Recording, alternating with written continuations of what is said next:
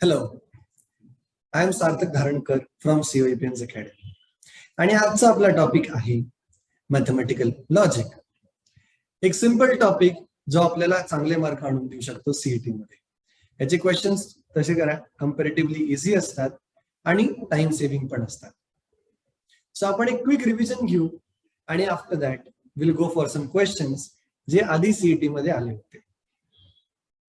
So let us begin.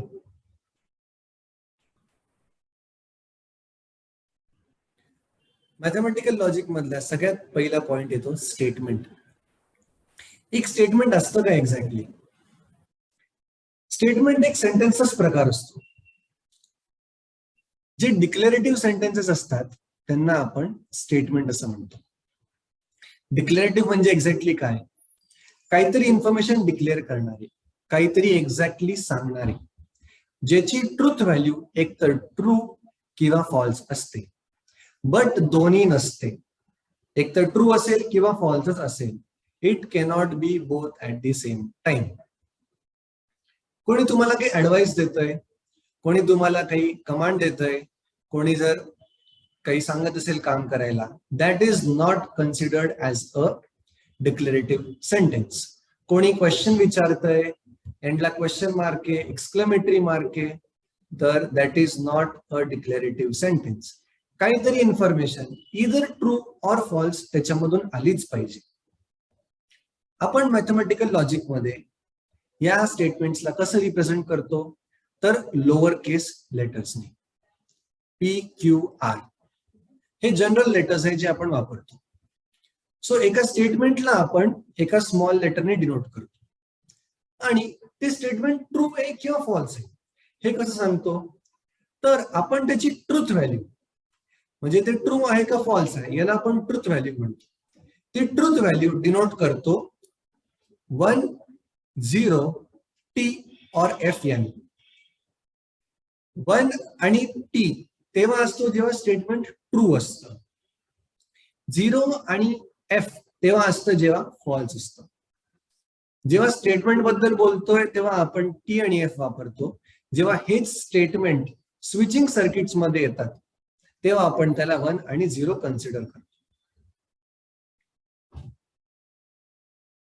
Open sentences ज्याचं काही conclusion निघत नाही, इम्परेटिव्ह, एक्सक्लेमेटरी, इंटरोगेटिव्ह म्हणजे तुम्हाला क्वेश्चन विचारणारे, या टाईपचे सेंटेन्सेस स्टेटमेंट्स नसतात. ज्याचं फक्त ट्रुथ व्हॅल्यू सांगता येईल आणि डिक्लेरेटिव्ह असतील तेच सेंटेन्सेस स्टेटमेंट असतात. नेक्स्ट पार्ट असा आहे की आता दोन स्टेटमेंट्स तर आहेत, पण त्यांना जोडणार कसं, त्यांना जॉईन कसं करणार, त्यांच्यावर ऑपरेशन्स कसे करणार. तर जेव्हा दोन स्टेटमेंट्सला आपल्याला कनेक्ट करायचं असतं ना, तेव्हा आपण वापरतो लॉजिकल कनेक्टिव्स. आता लॉजिकल कनेक्टिव्स कुठल्या फॉर्मॅटमध्ये येतात, तर बेसिकली 5 लॉजिकल कनेक्टिव्स आहेत. फर्स्ट वन इज कंजंक्शन आणि ते कनेक्टिव्ह आहे अँड याच कनेक्टिव्हला कंजंक्शन असं म्हणतात किंवा त्याच्यापासून बनवणाऱ्या कंपाऊंड स्टेटमेंटला आपण कंजंक्शन असं म्हणतो. आता याचा सिम्बॉल कसा असतो, तर इन्व्हर्टेड व्ही, उलटा व्ही हा याचा सिम्बॉल. आणि याला म्हणतात कसं, P अँड Q किंवा P कंजंक्शन Q अशा वे मध्ये याला आपण बोलतो. दुसरं आहे डिसजंक्शन, जे कनेक्टिव्ह आहे ऑर म्हणजे आपण मराठीत त्याला असं म्हणतो ना, हे किंवा ते. So that is or. त्याचा सिम्बॉल कसा आहे, व्ही. त्याला आपण म्हणतो P और Q किंवा P disjunction Q. Third one is negation. Negation म्हणजे नॉट. तुम्ही असं कन्सिडर करू शकता की एक्झॅक्टली अपोजिट. आता याला लिहितात कसं आहे, सिम्बॉल कसा आहे, याचा सिम्बॉल एका वेव्ह सारखा आहे. This is your symbol. So P आहे, त्याचं निगेशन असेल negation P. Next one is conditional or implication. आता याला सिंपल लँग्वेज मध्ये म्हणायचं झालं त्याला आपण म्हणतो इफ अँड देन. तर मराठीत म्हणतो ना आपण जर तर, त्याच टाईपमध्ये इफ देन. याचं सिम्बॉल कसं आहे? Single headed arrow. सो याला म्हणताना आपण असं म्हणतो इफ पी देन क्यू, किंवा त्याला असं म्हणतात पी कंडिशनल क्यू. आणि नेक्स्ट पार्ट आहे biconditional or double implication. आता याचं कनेक्टिव्ह कसं असतं बघा, if and only if. If and only if याला लिहिताना कसं लिहितात? Double headed arrow. आणि बोलताना कसं बोलतात? P if and only if Q, किंवा कॉमनली त्याला असं म्हणतात P biconditional Q. Simple. आता हे तर तुम्हाला कळालं की आपण हे सगळे वापरतो कनेक्टिव्ह. पण कनेक्टिव्ह वापरून काय काढतो? तर आपण काढतो एक नवीन कंपाऊंड स्टेटमेंट. दोन किंवा दोनपेक्षा जास्त स्टेटमेंट्सला वापरून आपण बनवतो एक कंपाऊंड स्टेटमेंट. आता हे जे कंपाऊंड स्टेटमेंट असतं याला बनवण्याचे जे बेसिक स्टेटमेंट असतात ना, त्या स्टेटमेंट्सला आपण म्हणतो sub statements. So sub statements are the simple statements which are used, जे बनवून आपण एक कंपाऊंड स्टेटमेंट बनवतो. आता हे जे इम्प्लिकेशन बघितलं ना आपण कंडिशनल, त्याला आपण असं म्हणतो, याला आपण एका वेगळ्या वे मध्ये रिप्रेझेंट करू शकतो. ते म्हणजे याला आपण हायपोथेसिस म्हणतो. आणि अँटीसिडेंट कसं? तर P conditional Q, if P then Q असं आहे, बरोबर आहे. तर पी म्हणजे अँटीसिडेंट आणि ऑर हायपोथेसिस, आणि क्यू म्हणजे कॉन्सिक्वेंट ऑर कन्क्लुजन. म्हणजे पी हे हायपोथेसिस आहे. हायपोथेसिस म्हणजे काय? तुम्ही एखादी गोष्ट जी अज्युम केलेली आहे किंवा तुम्ही जे एक रूल किंवा सिद्धांत सांगतात तो, आणि कन्क्लुजन म्हणजे त्याच्यावरून आलेली final finding. So P is hypothesis and Q is conclusion.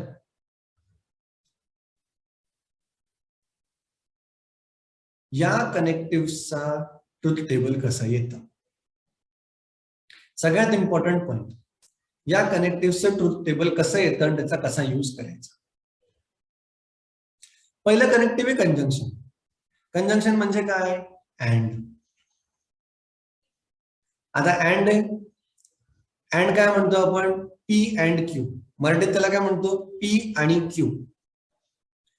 आता अँड आलं याचा अर्थ काय? दोन्ही पण गोष्टी सॅटिस्फाय झाले पाहिजे, दोन्ही पण स्टेटमेंट सॅटिस्फाय झाले पाहिजे. मग याचं मिनिंग काय होतं की पी आणि क्यू जर दोन्ही ट्रू असतील ना तर पी अँड क्यू ट्रू असतो. या दोघांपैकी एक जरी फॉल्स आला तरी अँडचं स्टेटमेंट, कंपाऊंड स्टेटमेंट हे ट्रू नसतं. आपल्याला पी अँड क्यू हे स्टेटमेंट ट्रू येण्यासाठी दोन्ही पण गोष्टी ट्रू लागतातच. आता सेकंड गोष्ट काय? तर ऑर, दॅट इज डिसजंक्शन. आता ऑर तसं खूप सिंपल आहे बघा. ऑर काय म्हणतं की बाबा दोघांपैकी एक ट्रू असेल ना तरी मी ट्रू कन्सिडर करून घेणार आहे. का? ऑर आहे ना, पी और क्यू. सो दोघांपैकी एक चालू जाणार आहे. So if there is even one true out of P and Q and you have a compound statement P or Q, तर एक ट्रू असल्यामुळे ते स्टेटमेंट ट्रू होऊन जातं. जर दोन्ही फॉल्स आहे तर P और Q हे कंपाऊंड स्टेटमेंट फॉल्स असतं. नेक्स्ट इज कंडिशनल किंवा इम्प्लिकेशन. इम्प्लिकेशन म्हणजे काय? If and then. If P then Q. आता या केसमध्ये जेव्हा P ट्रू असतो आणि Q फॉल्स असतो तेव्हाच फक्त पूर्ण स्टेटमेंट फॉल्स येतं. काय बघा, मी रिपीट करतो.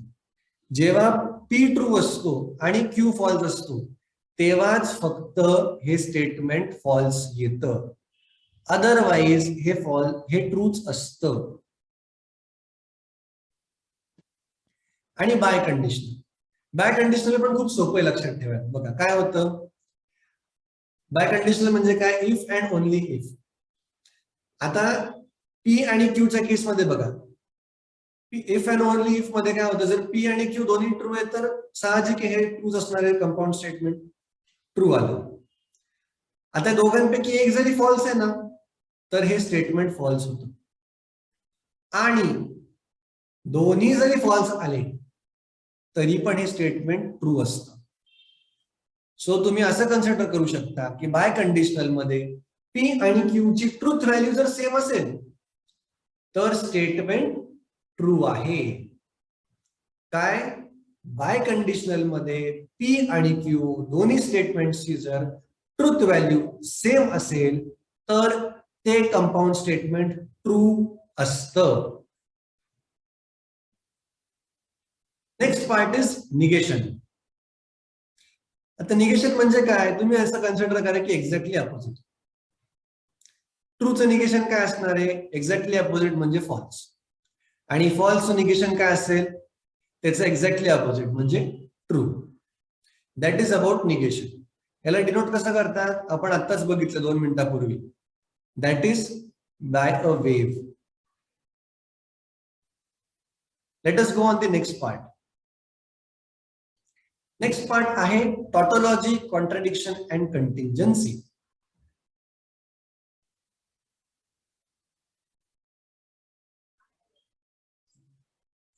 टॉटोलॉजी म्हणजे काय असतं, अशी एक कंडिशन जेव्हा त्या कंपाऊंड स्टेटमेंटचे सगळे आउटकम हे ट्रूच असतात.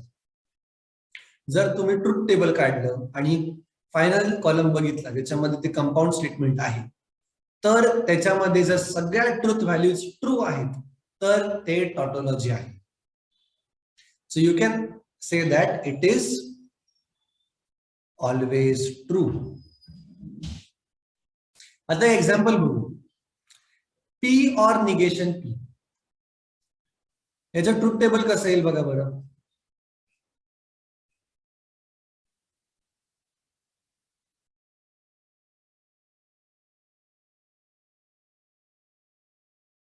P झालं, निगेशन P. आता P or negation P.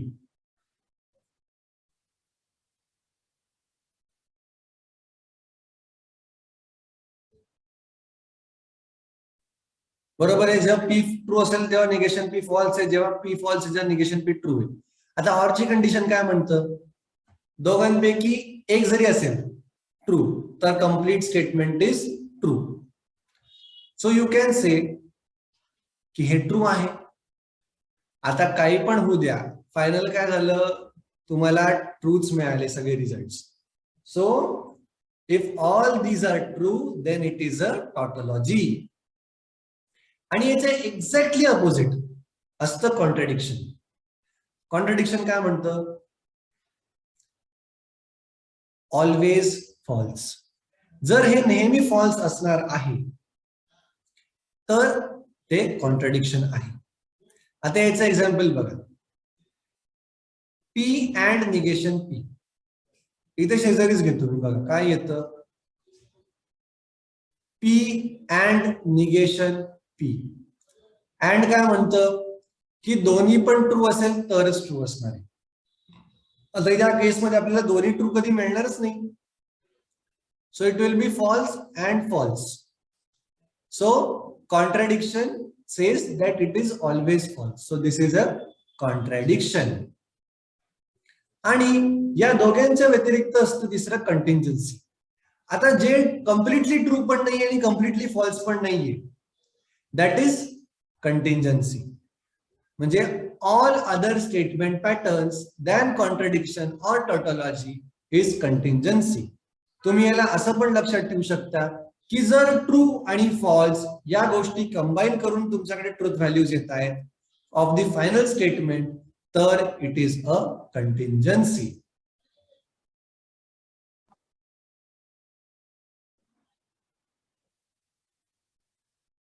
Next part is quantifiers and quantified statements.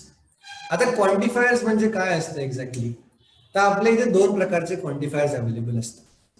एक असतं युनिव्हर्सल क्वांटिफायर आणि एक असतं एक्झिस्टनल क्वांटिफायर. आता क्वांटिफायर म्हणजे काय, तर यू कॅन सिम्पली अज्युम की ते हे सांगतात की about which quantity.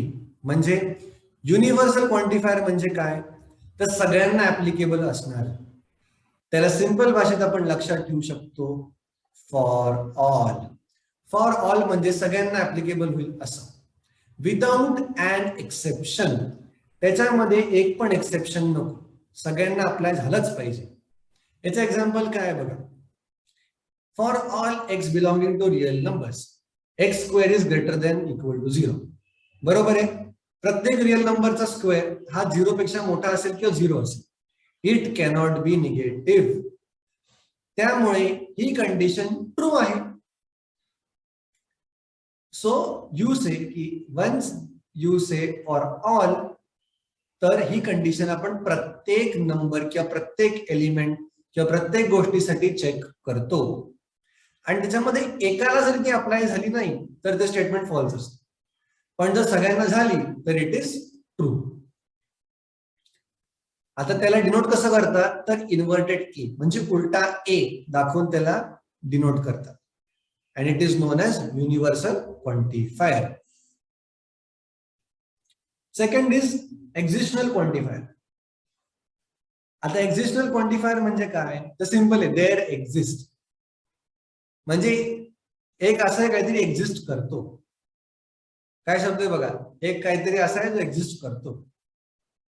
So you can consider at least one, minimum एक तरी पाहिजे. सो देअर एक्झिस्ट म्हणजे ऍटलीस्ट एक तरी सॅटिस्फाय झाला पाहिजे ती कंडिशन ट्रू असण्यासाठी. जर एक त्या सेट मधून ते कंडिशन सॅटिस्फाय करतोय तर आपण म्हणू शकतो ते पूर्ण स्टेटमेंट बरोबर ट्रू आहे. म्हणजे पण एक पण एलिमेंट जर ती कंडिशन सॅटिस्फाय करत नाहीये तर ते कम्प्लीट स्टेटमेंट फॉल्स आहे. याला डिनोट कसं करतात, तर ईच्या मिरर इमेज. आणि याला बोलतात कसं, there exist X such that X plus 5 is equal to 9. या केसमध्ये एक्स एक्झिस्ट करतो. काय तो 4, बरोबर आहे. सो एक एक्झिस्ट करतो ना, सो लेट इट बी. एक करतोय म्हणजे कंडिशन बरोबर आहे, एक तरी करायला पाहिजे मिनिमम. एक करतोय, it is true. So this was about existential quantifier. आता येतो आपण एक मेन पार्ट कडे, that is different laws that we use. So there are different laws that we use. The first one is, you can say that P and P is equivalent to P and P or P is equivalent to P. हे generally proof करताना किंवा statement solve करताना आपल्याला लागतं. Next is commutative law. Commutative law काय म्हणतो, P or Q is equivalent to Q or P आणि P and Q is equivalent to Q and P. As simple as that. Associative law. आता associative law काय म्हणतो बघा, जर P and Q and R असेल तर तुम्ही त्याला असं म्हणू शकतात, that is equivalent to P and Q and R. आणि त्याला तुम्ही असे लिहू शकता, P and Q and R. हा फॉर्म कधी कधी एक्झाम मध्ये येतो. आता हे झालं अँड या कंडिशनला. ऑरला पण आहे, ऑरच्या कनेक्टिव्हला पण असं म्हणू शकतो. कसं, P or Q or R is equal to P or Q or R. आणि त्याला असं लिहिता येतं P or Q or R. Next is distributive law. आता डिस्ट्रीब्युटिव्ह लॉ काय म्हणतो बघा, P and in bracket Q और आर असेल तर तुम्ही याला डिस्ट्रीब्यूट करू शकता. कसं डिस्ट्रीब्यूट करणार बरं, तर तुम्ही याला पी अँड क्यू और पी अँड आर या फॉर्मॅट मध्ये डिस्ट्रीब्यूट करता येतं. आता ही केस झाली कधी, पी अँड क्यू और आर ही याच्यासाठी होती. जर तुमच्याकडे असेल P or Q, Q and R आहे, P or Q and R आहे, तर मग काय करणार, सेम गोष्ट करणार आपण करणार P or Q and P or R. Distributive law and आणि ऑर या दोघांसाठी सेम वेज मध्ये वर्क करतो. Then there is a important part, De Morgan's law. De Morgan's law काय म्हणतो, negation of P and Q is equivalent to negation P or negation Q,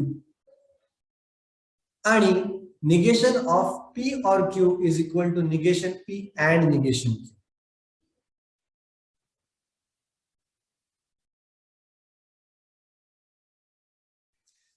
so जेव्हा तुमच्याकडे negation of P and Q असतो तेव्हा तुम्ही पीचं negation आणि क्यूच्या निगेशनला disjunction वापरा. जेव्हा तुमच्याकडे negation of P or Q असतो तेव्हा negation P and negation Q हे वापरा. हा लॉ खूप ठिकाणी यूज होतो जेव्हा आपल्याला कुठल्या स्टेटमेंटचं निगेशन काढायचं असतं.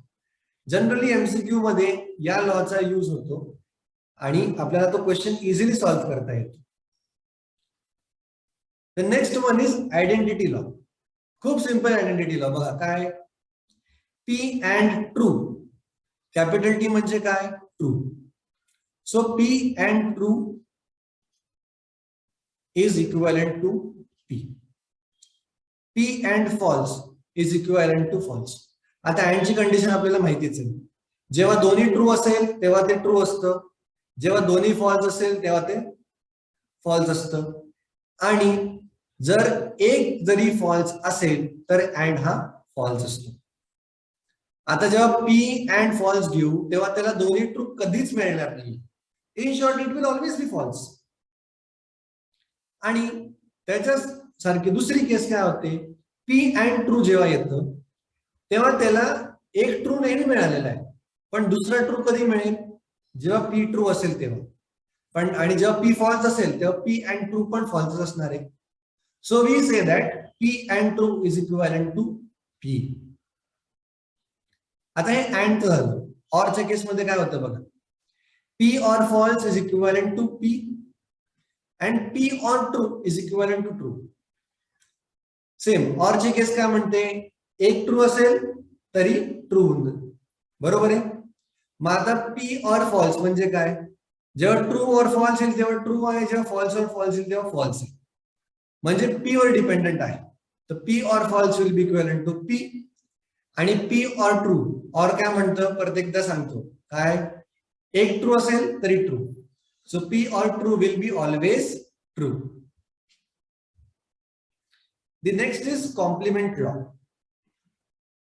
कॉम्प्लिमेंट लॉ काय बघा, complement law says that P and negation P is always false. बरोबर आहे ना. जेव्हा P ट्रू आहे तेव्हा निगेशन P फॉल्स असेल. दोन्ही ट्रू कधीच मिळणार नाही. अँड ला दोन्ही ट्रू मिळाले पाहिजे एकदा तरी ट्रू असण्यासाठी. आता दोन्ही ट्रू मिळालेच नाही तर तो नेहमी फॉल्स असेल. So P and negation P is false. आणि याच्या opposite exactly, P or negation P is always true. True काय, सॉरी, और काय म्हणतं, दोन्ही ट्रू असायला कंपल्शन नाही, एक ट्रू असेल तरी मी ट्रू राहणार, बरोबर ना. दोन्ही ट्रू असू द्या, एक ट्रू आहे तरी पण ट्रू आहे. So when or says that even if one is true I will be true, त्या कंडिशन साठी पी आणि निगेशन पी जेव्हा घेऊ, so P or negation P एक तरी ट्रू असेलच नेहमी. जेव्हा पी ट्रू आहे निगेशन पी फॉल्स, जेव्हा पी फॉल्स तेव्हा निगेशन पी ट्रू. सो एक ट्रू एक्झिस्ट करतोच, त्यामुळे P or negation P will always be true. Then there is next absorption law. Absorption law काय म्हणतो बघा, if you have P or P and Q, it is equivalent to P.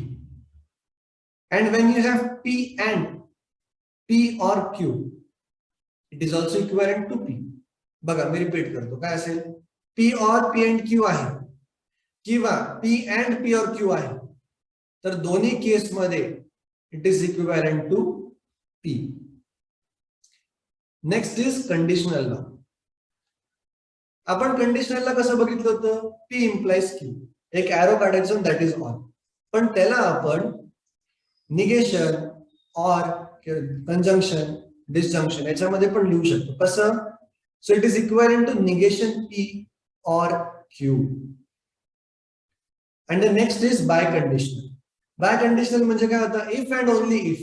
मग त्याला आपण कसं म्हणू शकतो, बाय कंडिशनल नावच कसं सजेस्ट करतं, दोनदा कंडिशन लागली. So it is equivalent to P implies Q and Q implies P. काय बघा, P implies Q and Q implies P. आता याच्यामध्ये समजा मी कंडिशनल लॉ वापरला आणि कंडिशनल लॉ प्रमाणे इथे मी गोष्टी सबस्टिट्यूट केल्या, तर काय होईल, you will have negation P or Q and negation Q or P. By conditional लॉच आहे, त्याच्यामध्ये फक्त मी इम्प्लिकेशन किंवा कंडिशनल लॉ वापरलेला आहे, दॅट इज ऑल. तसं खूप सिंपल आहे, लक्षात ठेवायला अवघड नसतं. हे लॉज आपल्याला खूप ठिकाणी लागतात जेव्हा आपल्याला स्टेटमेंट सिम्प्लिफाय करायचे असतात.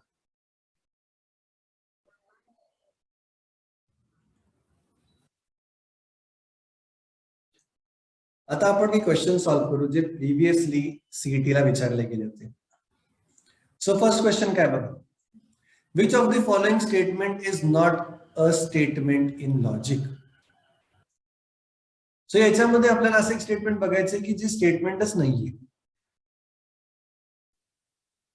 सो काय काय स्टेटमेंट्स आहेत, earth is a planet, declarative आहे, ट्रू और फॉल्स काहीतरी व्हॅल्यू आहे. सेकंड काय, plants are living object, declarative आहे, ट्रू और फॉल्स व्हॅल्यू आहे. √-9 is a rational number, declarative आहे, त्याच्यामध्ये ट्रू और फॉल्स ही काहीतरी व्हॅल्यू येते. डी ऑप्शन काय बघा, आय एम लाईंग. तर आय एम लाईंग याला तुम्ही काही जस्टिफाय करू शकाल का की हे ट्रू आहे हे फॉल्स आहे, हे पर्स्पेक्टिव्ह प्रमाणे बदलेल ना. So option D is not a statement. So option D is the correct answer. याच टाइपचा अजून एक क्वेश्चन आहे बघा, काय क्वेश्चन आहे, which of the following is not a correct statement. आता इथे लँग्वेज बघा खूप सुंदर आहे, not a correct statement. Not a correct statement म्हणजे काय असतं, नॉट अ करेक्ट म्हणजे फॉल्स, बरोबर ना. नॉट अ करेक्ट स्टेटमेंट म्हणजे फॉल्स स्टेटमेंट. आता या चौघांपैकी आपल्याला हे चेक करायचं की कुठलं स्टेटमेंट फॉल्स आहे. Maths is interesting, you can't say this is a statement, you can't verify. कोणाला इंटरेस्टिंग वाटतं, कोणाला नाही वाटत. सेकंड काय, √3 इज अ प्राईम. आता √3 इज अ प्राईम हे स्टेटमेंट तर आहे, बरोबर आहे, डिक्लेरेटिव्ह आहे, भलेही हे फॉल्स आहे. आता हे स्टेटमेंट फॉल्स आहे कारण की √3 is not a prime number.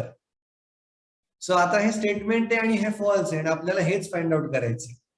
So the correct option is option बी.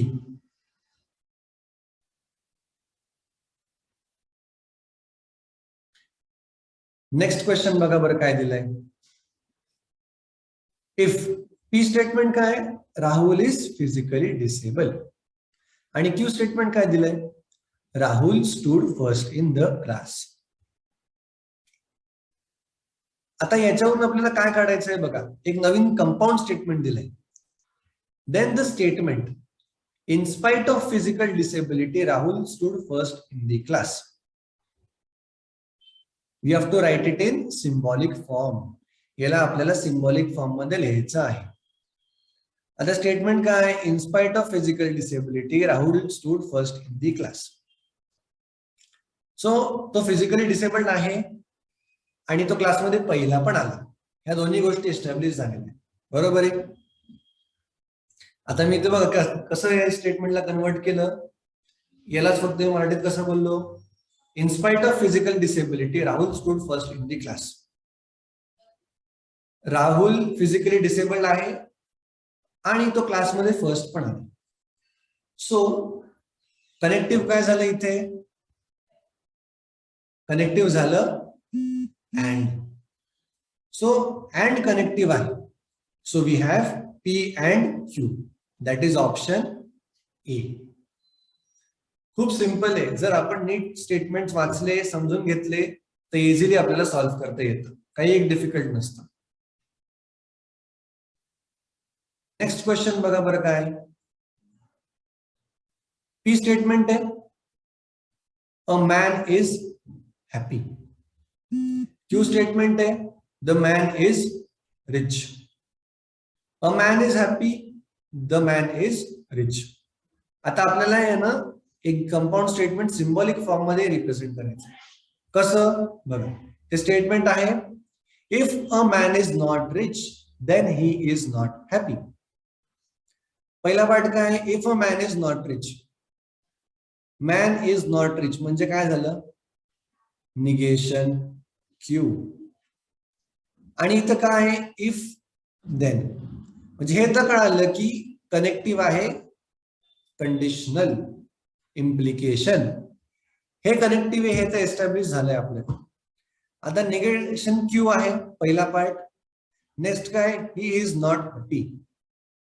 दुसरा पार्ट काय झाला? Negation P. मग आपला आन्सर काय? Negation Q implies negation P. That is option B. खूप सोपं आहे, तसं काही एक डिफिकल्ट नाहीये. इझिली क्वेश्चन सॉल्व्ह करता येतात, फक्त आपल्याला नीट एकदा वाचावं लागतं. That is all.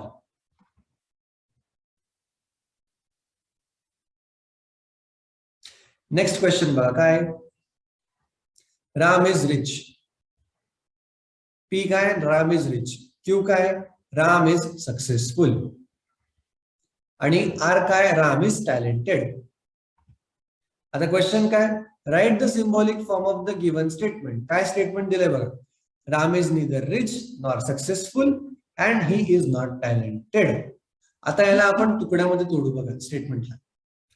Ram is neither rich, तो रिच नाहीये. रिच नाही म्हणजे काय? Negation P. नॉर सक्सेसफुल, तो सक्सेसफुल पण नाहीये म्हणजे negation Q. And he is also not talented. He is not talented म्हणजे टॅलेंटेड पण नाहीये म्हणजे काय झालं? Negation R. आता याच्यामध्ये कनेक्टिव्ह काय होतं? He is neither rich nor successful. Negation P or and negation Q.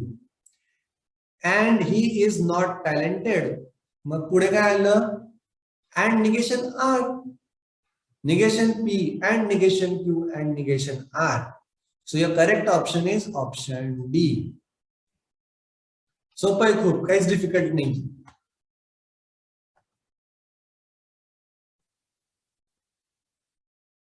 Next question बघा बरं, ट्राय करा. त्यासारखाच आहे, फक्त डिफरन्स काय तुम्हाला सांगतो. आधी आपल्याला कंपाऊंड स्टेटमेंट देऊन त्याचा सिम्बॉलिकल फॉर्म विचारला. आता सिम्बॉलिक फॉर्म देऊन तुम्हाला स्टेटमेंट विचारलं. तेच उलट केलेलं आहे, बाकी काही एक डिफरन्स नाहीये त्याच्यामध्ये. काय दिले? दोन स्टेटमेंट्स. पी आहे बॉईज आर प्लेइंग आणि क्यू आहे बॉईज आर हॅपी. आता आपल्याला कंपाऊंड स्टेटमेंट काय दिलंय? negation P or Q. So negation P म्हणजे काय झालं? boys are not playing. बरोबर आहे, निगेशन P झालं. कनेक्टिव्ह काय? or. Q काय? boys are happy. मग काय होईल आपलं statement? boys are not playing or they are happy. आता that is option A. Easy आहे ना, एवढं काही डिफिकल्ट नाहीये. नेक्स्ट क्वेश्चन बघा बरं काय दिलाय. If P and Q are true statements in logic, which of the following statement pattern is true? आता सांगितलं काय, P आणि Q दोघांची ट्रुथ व्हॅल्यू आहे ना, ट्रू आहे. दोन्ही पण ट्रू स्टेटमेंट्स आहेत. आणि या चौघांपैकी आपल्याला फाइंड आउट करायचंय की कुठलं स्टेटमेंट फायनली ट्रू असणार आहे. आता कसं करणार, तर सिंपल आहे. या स्टेटमेंट्स मध्ये P आणि Q ची ट्रुथ व्हॅल्यू टाका. 1 by 1 चारही ऑप्शन चेक करा. कसं, ए काय आहे, P or Q and negation Q.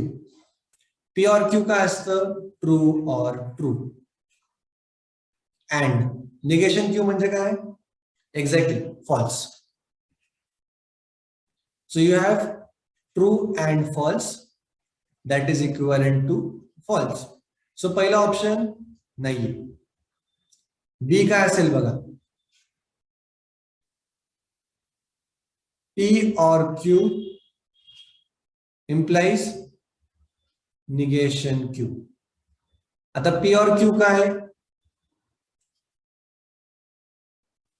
True or true implies false. काय होतं हे, ट्रू implies false असेल तर काय असेल, तर yes exactly. True implies false जेव्हा येतं, that is also equivalent to false. मग आता बी ऑप्शन पण आपल्याकडे नाही. सी बघा बरं काय येतं, P and negation Q implies Q. आता या केसमध्ये we have true and false implies true. आता true and false काय असतं, ऍब्सोल्युटली करेक्ट, फॉल्स येतं. False implies true. आता जर आपल्या इथे कन्क्लुजन ट्रू असेल इम्प्लिकेशन मध्ये, तर काय होतं, सगळं स्टेटमेंट ट्रू असतं. So false implies true is equivalent to true. आणि आपल्याला काढायचं काय होतं, या चौघांपैकी कुठलं स्टेटमेंट ट्रू आहे. So answer is option C, absolutely correct. Next question पण असाच आहे, खूप सोपं आहे बघा.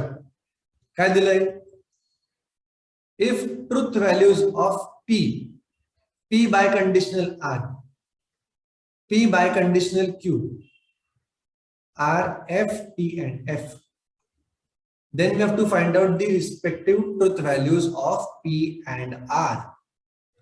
कसं आहे बघा, आता P ची ट्रुथ व्हॅल्यू आहे फॉल्स, P implies R ची आहे ट्रू. आता बाय कंडिशनल कुठल्या दोन केस मध्ये ट्रू असतं, एक तर true by conditional true is equal to true and false by conditional false is equal to true. So P जर फॉल्स आहे तर आपण त्याला असं म्हणू शकतो, false by conditional R is equal to true. मग आता R काय झाला, एक्झॅक्टली फॉल्स आला. आता R फॉल्स आहे हे कळालं. नेक्स्ट पार्ट काय बघा, P bye conditional Q is equivalent to false.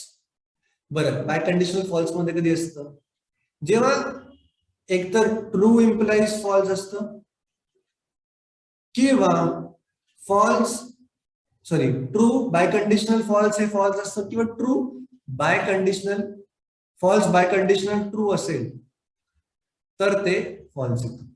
आता आपल्याकडे हा सिनेरिओ आहे कुठला, false by conditional Q is equivalent to false. मग क्यू काय झाला? False.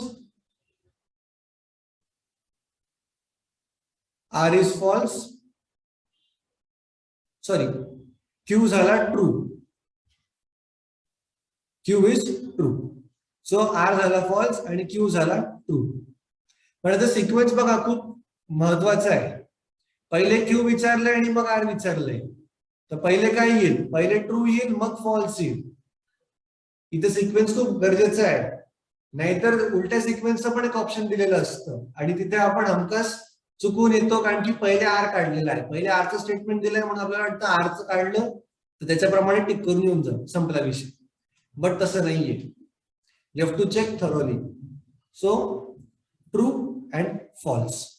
So this is your correct answer and your answer should be option D.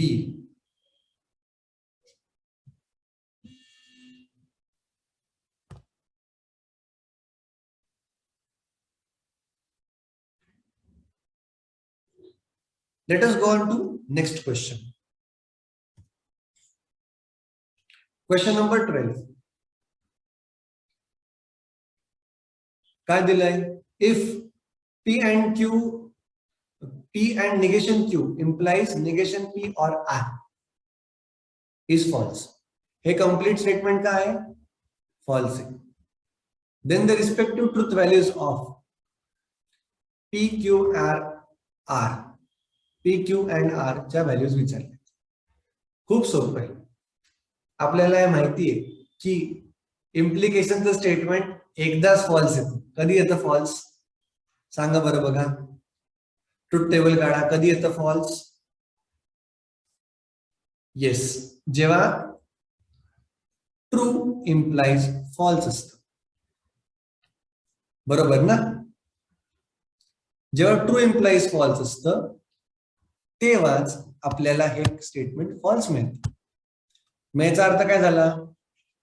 P and negation Q हे काय झाले? ट्रू झाले. आणि अँड काय म्हणतं? दोन्ही ट्रू पाहिजे ट्रू असण्यासाठी. मग पी पण ट्रू आणि निगेशन क्यू पण ट्रू. तर निगेशन क्यू ट्रू म्हणजे काय झालं? क्यू झाला फॉल्स. Absolutely correct. आता नेक्स्ट काय दिलंय बघा? निगेशन पी और आर जे आहे that is equivalent to false. आता पी काय आपल्याला माहिती आहे? ट्रू आहे. निगेशन पी काय असेल?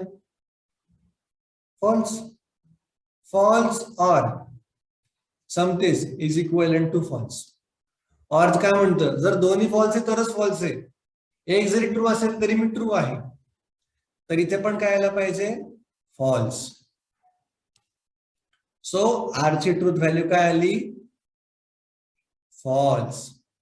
So we have P that is true, Q that is false, and R also that is false. So the answer is option A.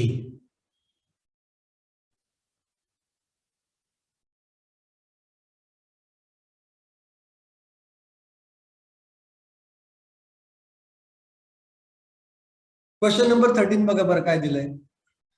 If P statement काय म्हणतं? Every square is a rectangle. Q काय म्हणतं? Every rhombus is a kite. आता truth value कशाची विचारली आहे? P implies Q आणि P biconditional Q.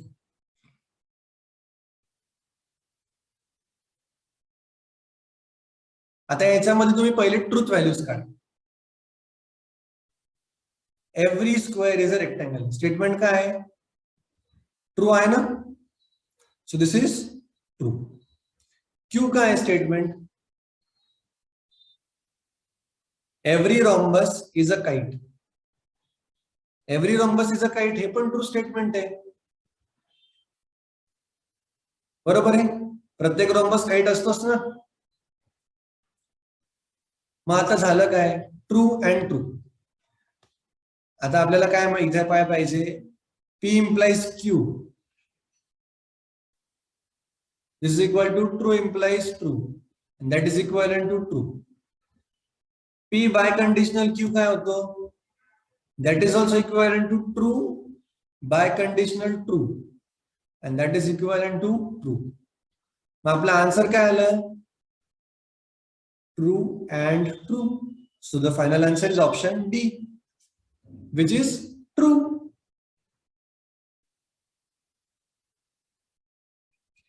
Next question बघा बरं काय दिलाय.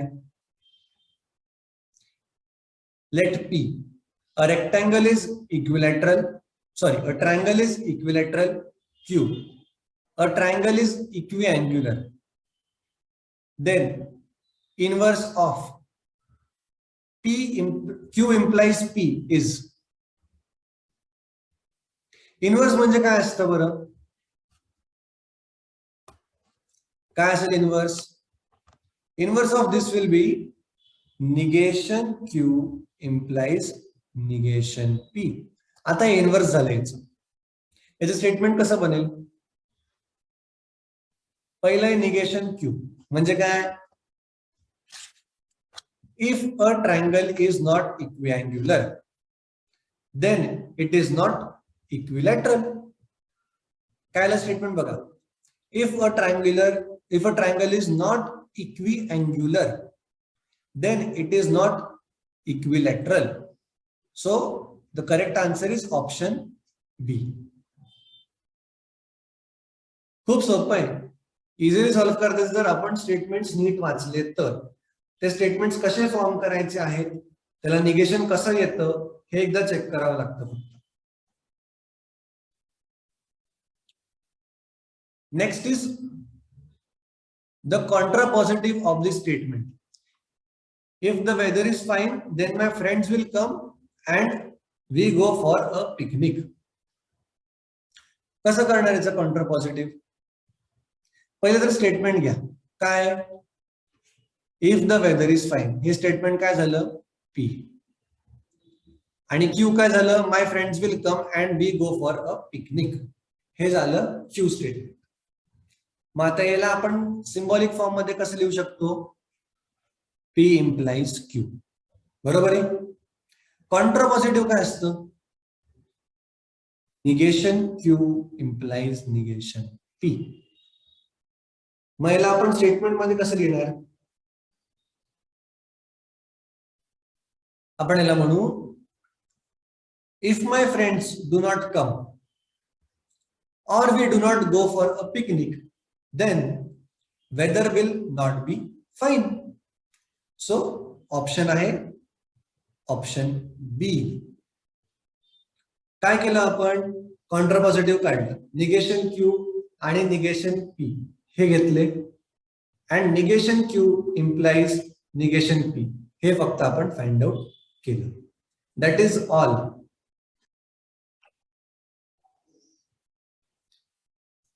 Next question.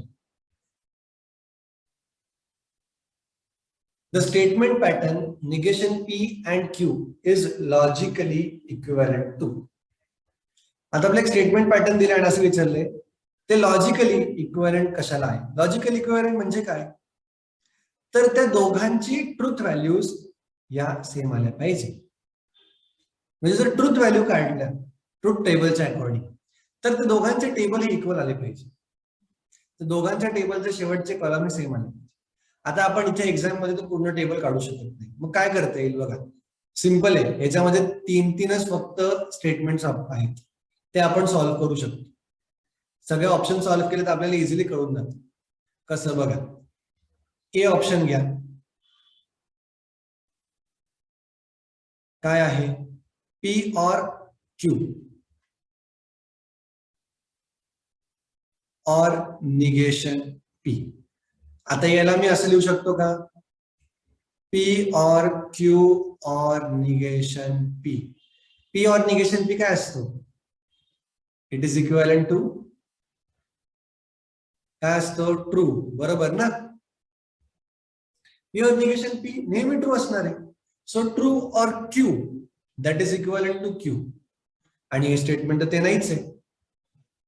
मग काय करणार? वेल आपण नेक्स्ट ऑप्शन चेक करू. ऑप्शन बी. आता ऑप्शन बी काय बघा. ऑप्शन बी आहे P or Q and negation P. इथे आपण काय करू शकतो, याला डिस्ट्रीब्यूट करू शकतो डिस्ट्रीब्युटिव्हला, बरोबर आहे. काय होईल,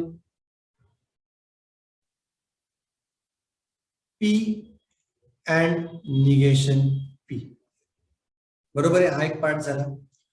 और Q and negation P. आता P and negation P काय असतं, फॉल्स, बरोबर ना. P and negation P false असतं. False or negation P and Q, त्याला फक्त मी रिअरेंज केलं, बाकी काही नाही. आता फॉल्स और कुठला पण स्टेटमेंट असेल तर काय होतं ते, that statement. So it is equivalent to negation P and Q, and this is the statement given in original question. Same statement आला ना, मग करेक्ट ऑप्शन काय, ऑप्शन बी. आता हे काय केलं आपण याच्यात, तर ऑप्शन सॉल्व्ह केले. कधी कधी आपण क्वेश्चन सॉल्व्ह करू शकतो. You have to decide at that moment की काय सॉल्व्ह करता येणार आहे, त्याप्रमाणे तुम्हाला सोडवावं लागतं. क्वेश्चन नंबर 25 काय बघा, P and Q or negation Q and P. मग काय करता येईल, याला सॉल्व्ह करते कसं, तर तुम्ही याला असं लिहू शकतात, P and Q और P and negation Q, बरोबर आहे. This is equal to what, P and तुम्ही डिस्ट्रीब्युटिव्ह वाला यूज केला, काय असेल, Q और निगेशन Q. आता Q और निगेशन Q म्हणजे काय झालं, ट्रूच ना. So it is equivalent to what, P and true, and that is equivalent to P. So your correct option is option B. Simple. Next question काय बघा, the statement pattern P and negation P and Q is काय, tautology, contradiction किंवा या दोघांच्या पैकी कशाला equivalent आहे ते फाइंड आउट करायचं. कसं करणार, सिंपल आहे. You go on for opening the bracket, P and negation P and Q. आता P and negation P काय असतं, आधीच बघितलं ना आपण, फॉल्स अँड Q. आता फॉल्स आणि कुठलं पण स्टेटमेंट आलं तर फॉल्स अँड आहे, अँड कनेक्टिव्ह आहे, ते कधी ट्रू होणारच नाहीये. मग त्या स्टेटमेंटला, कंपाऊंड स्टेटमेंटला कधी ट्रू होताच येणार नाही, कारण की अँड आहे आणि ट्रू नाहीच आहे. So it will always be false. जर दरवेळेस फॉल्स असणार आहे तर it is a contradiction. Okay, clear आहे. नेक्स्ट क्वेश्चन बघा बरं, काय दिलंय, याच्यापैकी कुठलं एक टॉटोलॉजी आहे. Now in this case you have to go for each option आणि त्याचा तुम्हाला ट्रूथ टेबल काढावा लागेल. जास्त वेळ लागत नाही. काय करायचं, तर एका ट्रूथ टेबल मध्ये चारही जे आपले ऑप्शन्स आहेत ते चेक करायचे. चारही ऑप्शन सॉल्व्ह करून चेक करायचे आणि मग बघायचं की त्या ट्रूथ टेबल प्रमाणे कुठल्या ऑप्शनला टॉटोलॉजी येते. तर मग त्याच्याने सॉल्व्ह करणं इझी होतं, टाइम कमी लागतो आणि पटकन सॉल्व्ह होतं. सो तसं जर तुम्ही सॉल्व्ह केलं तर तुम्हाला आन्सर जे आहे ते ऑप्शन सी मिळणार आहे. ट्राय करून बघा, सोपं आहे, वेळ लागणार नाही जास्त, जस्ट ट्राय.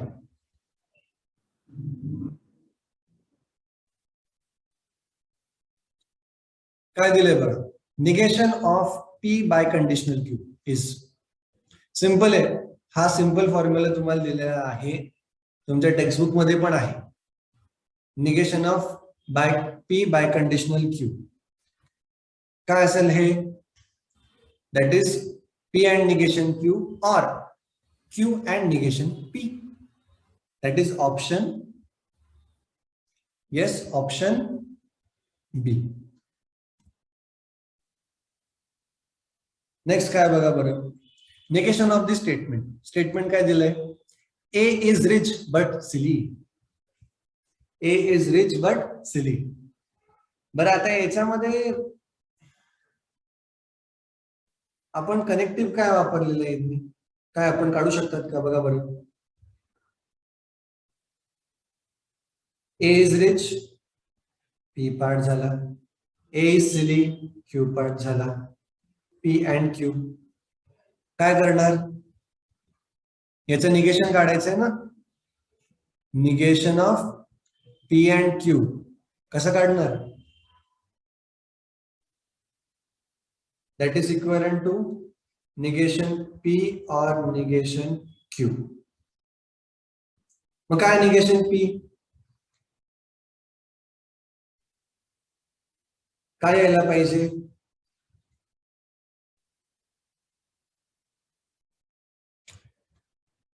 आता निगेशन P, नॉट रिच म्हणजे पुअर आणि नॉट सिली म्हणजे क्लेवर.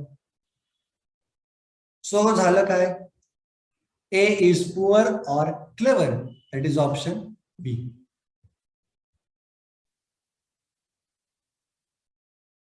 Question number 47 काय बघा, the negation of the statement he is rich and happy. आता he is rich म्हणजे काय झाला, P पार्ट झाला. he is happy म्हणजे काय झाला, Q पार्ट झाला. P and Q. Negation of P and Q. Yes, negation of P and Q. याला कसं करणार बरं, D Morgan's law, negation P or negation Q. काय होईल ते, negation P or negation Q. Either he is not rich or he is not happy. Option D. Next question काय बघा, negation of the statement getting above 95% marks is necessary condition for Hema to get admission in good college. आता याचं negation कसं काढणार बरं,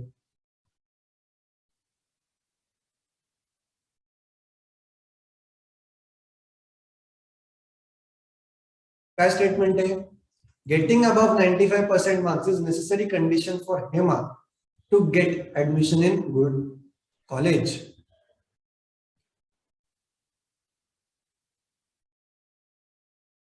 so हेमाला जर एका चांगल्या कॉलेजमध्ये ऍडमिशन मिळाली किंवा मिळायची असेल तर तिला 95% जास्त हवी तिची, बरोबर आहे.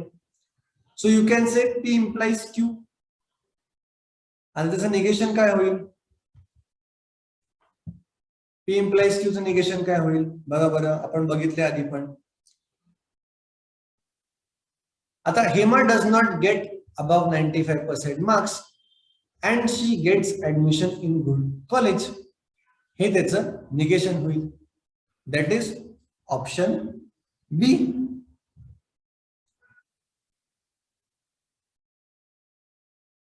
The negation of the statement some equations have real roots.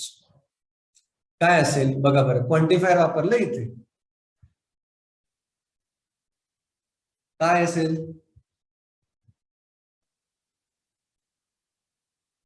some equations have real roots. त्याचं निगेशन होतं all equations, yes, all equations do not have real roots. Option A.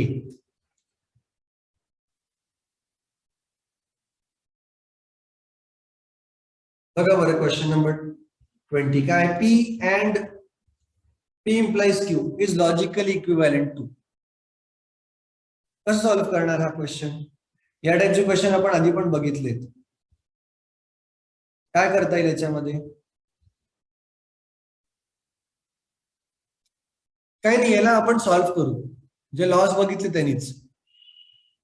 P and P implies Q ला मी काय लिहू शकतो, negation P or Q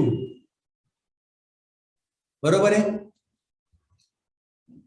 आता याला काय होईल, you will have P and negation P or P and Q. बरोबर आहे का? Yes. So P and negation P is false or P and Q. आता फॉल्स आणि कुठले स्टेटमेंट आलं आणि कनेक्टिव्ह आहे ऑर, तर काय ते सेकंड स्टेटमेंट जे असतं फॉल्स सोडून, that is the way it will have its truth table or truth values. So it is logically equivalent to P and Q. Okay, clear आहे ऑप्शन सी. नेक्स्ट काय विचारलंय बघा 21. Which of the following is true.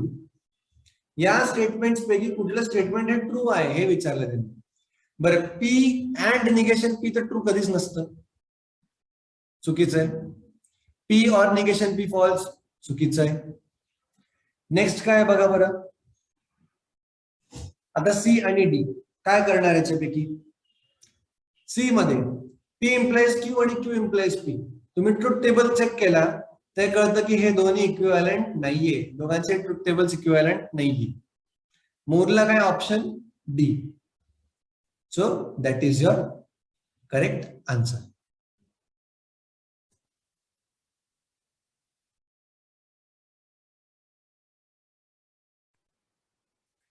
Next काय आहे, negation विचारलंय.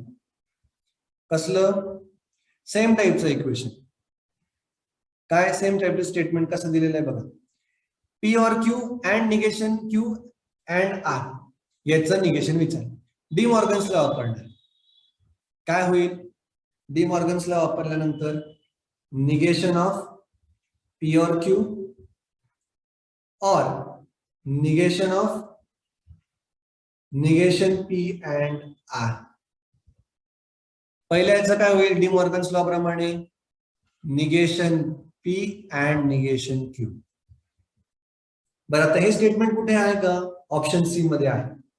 Second part बरोबर आहे का ते check करू आपण. परत De Morgan's law second part मध्ये negation of negation P, P झालं अँड ऑर झालं, निगेशन आर झालं.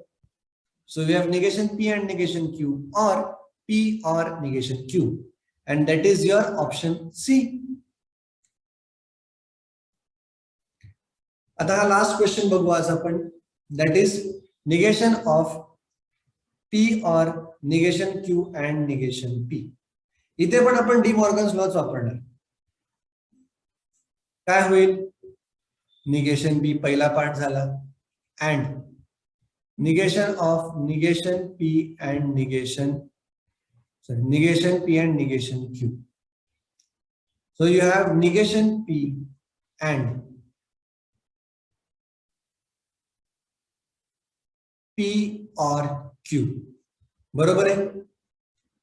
मग आता याला काय करू आपण, डिस्ट्रीब्यूट करू शकतो ना. काय होईल डिस्ट्रीब्यूट केल्यानंतर, negation P and P or negation P and Q.